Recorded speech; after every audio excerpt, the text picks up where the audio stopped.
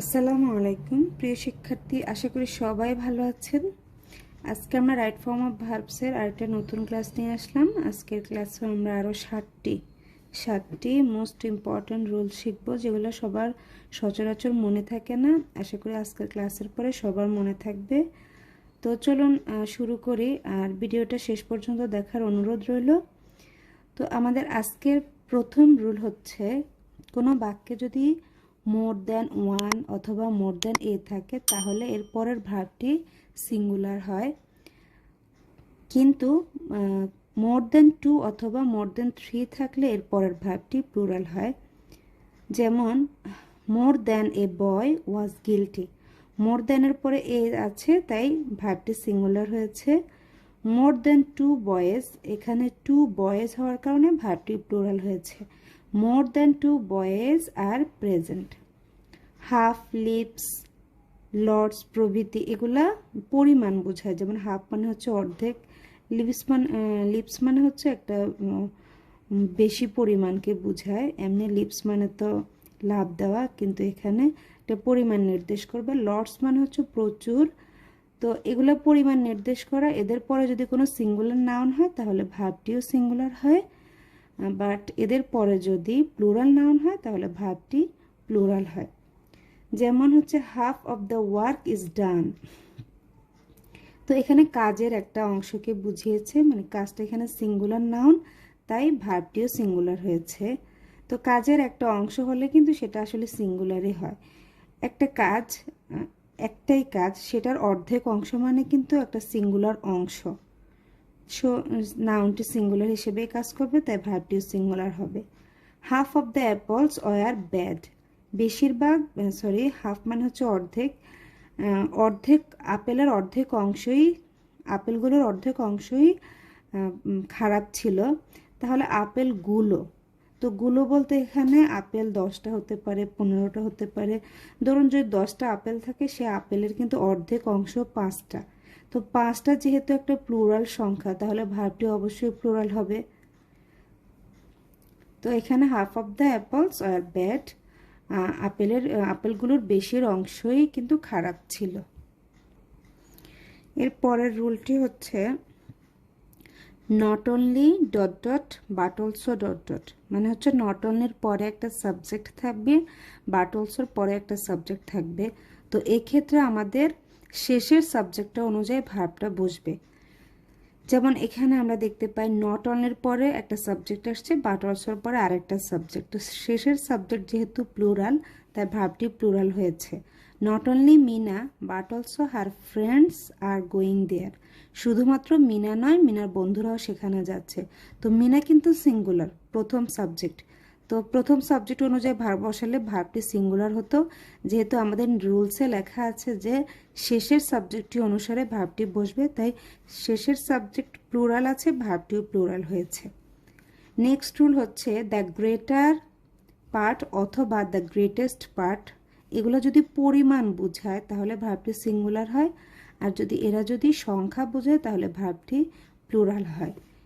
যেমন the greater part of the district is flooded, জেলাটির বৃহৎ অংশ বন্যায় প্লাবিত হয়েছে। তো জেলা সেটা একটা জায়গা, সেই জায়গার বৃহৎ অংশ মানে কিন্তু একটাই অংশ, সেই জায়গাটার কিন্তু দুইটা অংশ বলে নাই, একটা অংশকেই বুঝিয়েছে, তাই ভার্বটি এখানে সিঙ্গুলার হয়েছে। The greater part of the pineapples, এখানে আনারসগুলোর বৃহৎ অংশের কথা বলেছে।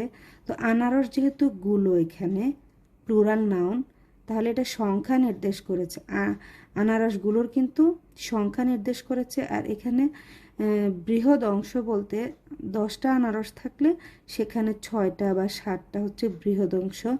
তো যদি 15টা থাকে, 15টার মধ্যে 10টা হচ্ছে বৃহৎ অংশ।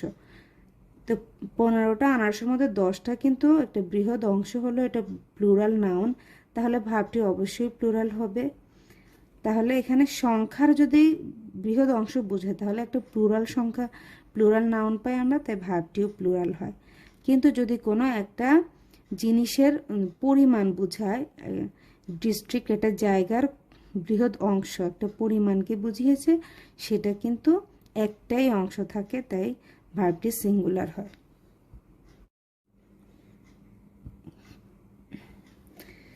এর পরের রুলটি হচ্ছে 1/3, 1/4 এগুলো যদি বস্তুর ক্ষেত্রে বসে তাহলে ভার্বটি সিঙ্গুলার হয়, কিন্তু যদি ব্যক্তির ক্ষেত্রে বসে তাহলে ভার্বটি প্লুরাল হয়। যেমন 1/3 অফ দ্য ওয়ার্ক, এখানে কাজ হচ্ছে একটা বস্তুবাচক সাবজেক্ট, তো 1/3 of the work was finished, কাজের 1/3 সম্পন্ন হয়েছে বা শেষ হয়েছে। 2/3 of the players are present, তো এখানে প্লেয়ার্স হচ্ছে ব্যক্তিবাচক অবজেক্ট, তো সেক্ষেত্রে সাবজেক্টটিও ভার্বটিও আমাদের প্লুরাল হয়েছে। 2/3 of the players are present, এখানে খেলোয়াড়দের 2/3 কথা বলছে। খেলোয়াড়রা সংখ্যায় যদি ধরেন 15 জন হয়, তাহলে এই 15 জন খেলোয়াড়ের মধ্যে 2/3 হবে 10 জন, কিংবা 11 জন খেলোয়াড় হয়ে থাকে, তো ধরেন 15 জন হলে 2/3 হবে 10 জন, তো 10 জন যেহেতু একটা প্লুরাল নাউন, তাহলে ভার্বটি অবশ্যই প্লুরাল হবে।